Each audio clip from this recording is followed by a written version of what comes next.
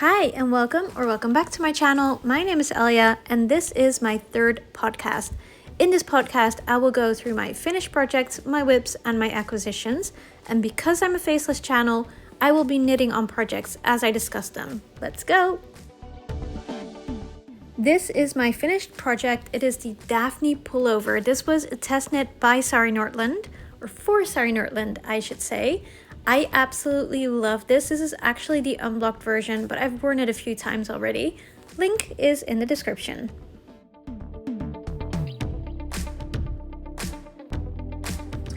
My first whip today isn't really a whip anymore because I've kind of put it in hibernation, and that is my acacia leaf cardigan.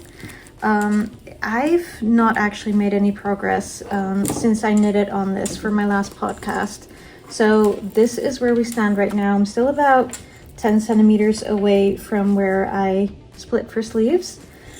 It's very pretty, but to me this is very sort of springtime, and the projects that I've been working on and prioritizing are a little bit more fall and winter related. So this is hibernating. It'll keep. I'm not worried about it. It's going to be absolutely gorgeous. I'm just not prioritizing it right now. The next whip that I want to share with you is actually the sock that is my commuting project. So I have been going to the office back and forth, on and off, for the past month, of course. Sorry, it's jumbled in the needles a little bit. I've made some progress. I don't know how visible it is. I feel like the last time I made a lot more progress because I had like hours and hours to knit on the train. It's not quite that much, but I do feel like we're nearly there. I think I am in the 70s in terms of number of rows knitted. 72, not sure if you can see that. I normally need about 90 rows for the foot. I'm not sure if that's going to be the same because the needle I'm using is a little bit smaller this time around. But as you probably know, it is Socktober, and that's not something that I fully realized actually until a few days ago. And when I realized that, I was like, that actually sounds like fun.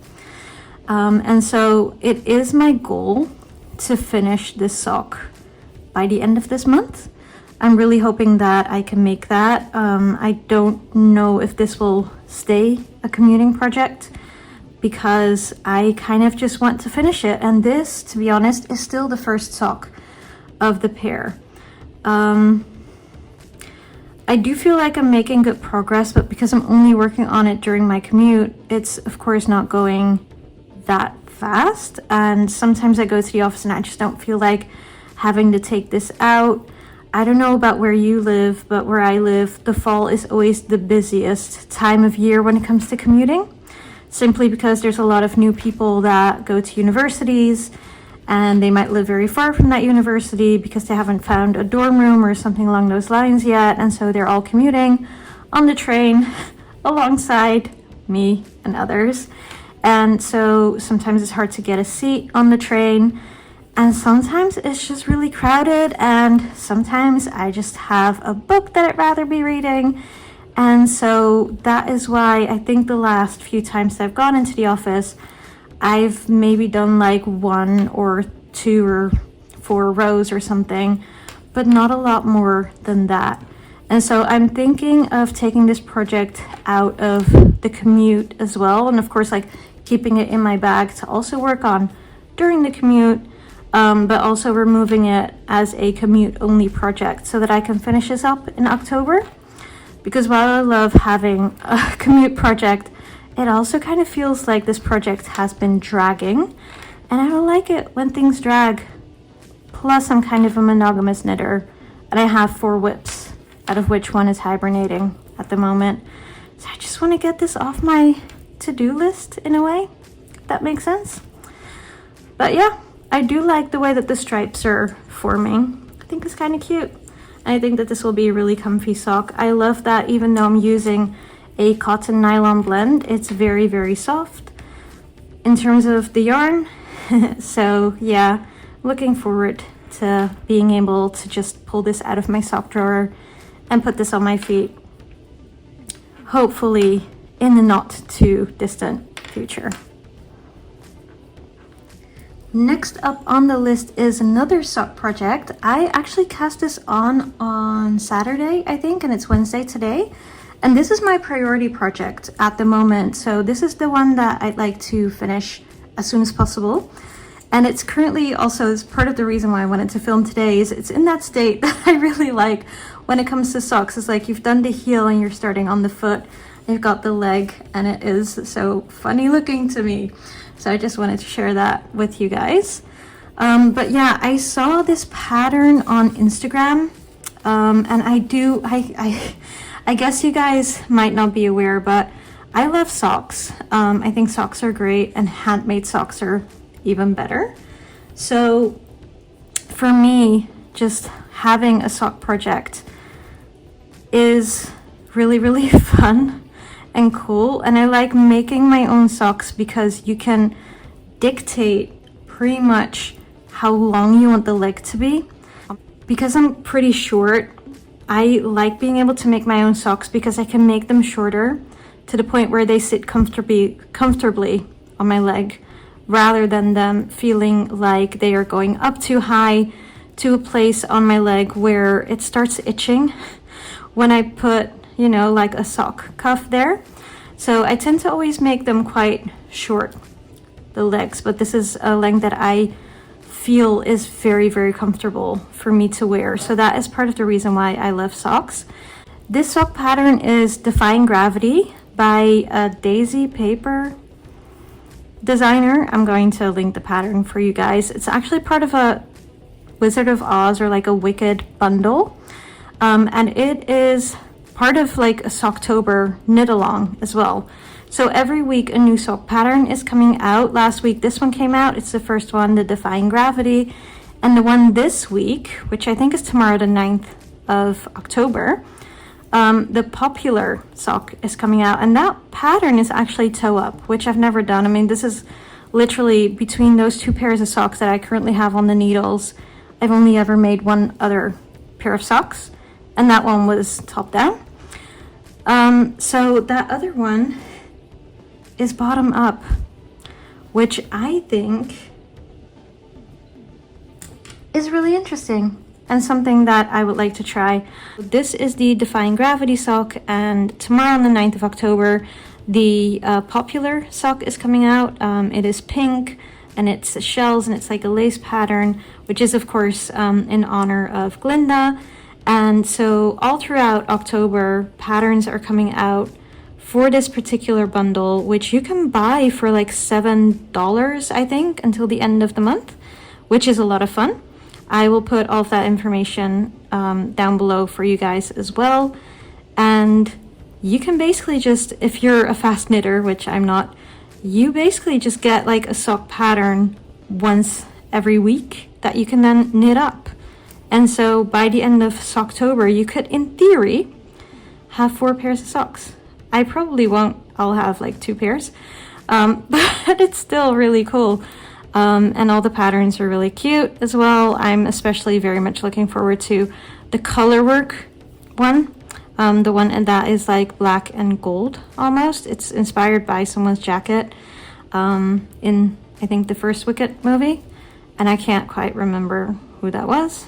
But yeah, it's really cool, and it's always quite nice to be part of a knit along. So really looking forward to having that done. Hopefully by the time my next podcast comes out, this will be a finished object. I just realized that I never actually showed you the yarn that I'm using for this Defying Gravity sock, which of course is green, inspired by Alphaba, but it is a Lana Grossa yarn, as you can see here, and it is the Meilenweit 100, so that's 100 grams of sock yarn. It's the Cotone Vegano, because if you've been here for a little bit longer, then you will know that I am very allergic to all animal fibers, and so this is actually 76% cotton, 14% polyamide, and 10% polyester.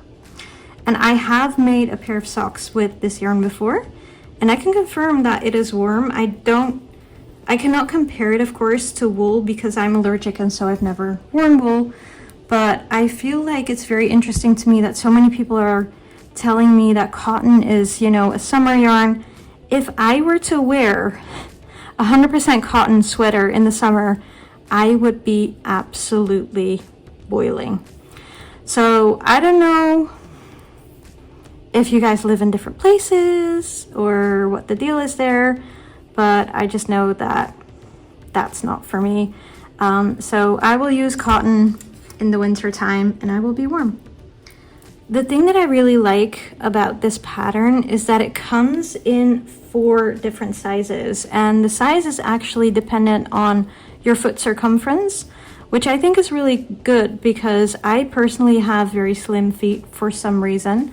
And so I can just use the size S, but then it goes to medium, and it goes to large, and it goes to extra large. So you've got 4 sizes there. So if you have a much wider foot, you can find, you know, the measurements that you need to make sure that the pattern is what it should be, or like what it should look like. And so I think that that is really cool. And of course, socks are great because they are made to measure lengthwise as well. So you can just make them however long they need to be for whatever size feet you have. And so I think that that is incredibly cool, and I love it. And I'm really enjoying knitting on these socks because I love how elastic this yarn is. Like me normally knitting, I don't have this much give in the yarn. And so this is incredibly comfortable and fun for me. My final whip is a sweater. And I am knitting the Holly sweater by Knitting for Olive. And the Holly sweater is a Christmas sweater. I think in the design itself, it is a sort of off-white or light gray even sweater with some green holly in a circular yoke pattern and some red holly berries on it. And it's super cute, but for me, with my complexion, I'm quite pale. And so for me, wearing a sweater that is sort of like white or white adjacent is just a no-go. It's gonna completely wash me out. It's gonna make me look pale like a ghost. And so I don't really go for that. And so what I decided is that instead of doing that, I'm going to make this sweater green. So in the color that I would normally have used for the holly, if I was making it in the traditional color combination, I'm using that for the sweater background, and then I'm going to make the holly in a white color. And of course I have the red for the berries. I'm going to make the collar a turtleneck like I did with my Diane pullover. And I just think that it's going to just add a little bit of warmth. I like to wear this at Christmas time, and I like to go to my mom's for Christmas, and my mom's house is not very warm. And so I like to make sure that I wear clothing that is very warm when I go to her house. One thing that I wanted to show you is, this is the yarn that I'm using. It's Cotton Light, so this is a drops yarn. This yarn is 50% cotton and 50% polyester. So just a little note on the polyester. I know that some people even consider that a summer yarn, which I would absolutely disagree with. The thing about polyester is that it is very sort of isolating or insulating, which is why I don't mind a 50% cotton, 50% polyester for a winter garment, because I know that it's going to be quite insulating and it's going to keep me nice and warm. If you use Drops Light as a summer color or a summer yarn, you and I are not the same. But yeah, as you can see probably from looking at this, right now, the way that I'm doing this ribbing, it makes it look like it's quite gappy and see-through. And so I was a little bit concerned about that. I'm using 4mm needles right now, which is the recommended needle size, as you can see, 4mm. And so I was a little bit like, I'm not too sure how I feel about this.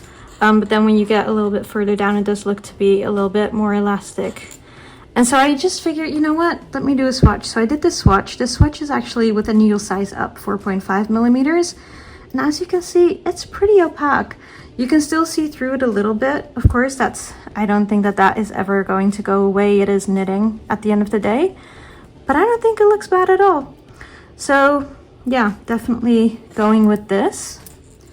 And I'm really excited to have this as a Christmas sweater. And one of the more fun parts of this, me making this actually, is that I'm doing this as part of a knit along. So I found a knit along on Instagram that is just a whole bunch of knitters from all over the world, even though a lot of them are in Europe, making a Christmas sweater. So it's like a Christmas sweater knit along. We did a cast on party last Sunday, which was a lot of fun, just, you know, meeting people virtually over Zoom, or I think it was like a Google Hangout or something, just to, you know, cast on. Some people were swatching, some people were working on something that they had already started, and it was just really nice. And it's really nice to just have a group of people to knit something with, even if it is all virtual, because you can motivate each other and you can, you know, exchange tips and ideas and color combinations and get people's opinions and whatnot. So yeah, it is a lot of fun. I'm looking forward to having this well ahead of the Christmas period so that I can also wear it ahead of Christmas, hopefully, and not just have it for Christmas Day and then have to wait a whole year for me to be able to wear it again, if you know what I mean. So that is definitely something that I'm looking forward to. This is not currently a priority project. I really like to get those socks done first. Hopefully I can do that in the next like 2 to 3 weeks, and then I can really dedicate my time on this. Once I finish those socks though, I'll probably just cast on another sock to have a commuting project. Either that, or I will try to make sure that I get through the colorwork yoke for this and I can bring this with me on my commute. At the same time, this is of course going to be quite a bulky project, whereas a sock is really small, so it's a lot easier for me to bring with me when I'm also carrying things like my laptop and my lunch and my water and stuff like that. So let's see how that goes. Last but not least, let's go into the acquisitions. For my acquisitions, I did buy some yarn this month. So I think I bought 13 of this Green Drops Cotton Light. This is color 50, but I remember it being something like Ivy. So the color is supposed to be Ivy, and then I have this red color, which is 47. I forgot what this is called. It could have been cherries, could have been something else. But this is for the background and this is for the berries, and then I still had quite a neutral color that I will be using for the holly. I also got some patterns as well this month, which I will be sharing now. So I got quite a few patterns. One of them is of course the Defying Gravity socks, and that comes as a bundle, but at the moment that is what I have for the socks. But I didn't just get that, I also got some new top patterns, or that's what I like to call them. So for my tops, I actually got a pattern for something called the Butterscotch sweater. The Butterscotch sweater is this really, really pretty pattern with all these different color contrasts and a little bit of cabling and things like that. So that is really cute. And then I also saw this pattern for a free of charge brioche jacket called Detroit. And so I grabbed that as well, which I think is just really, really pretty. And I think that is it. So those are my acquisitions for the past month. Thanks so much for watching.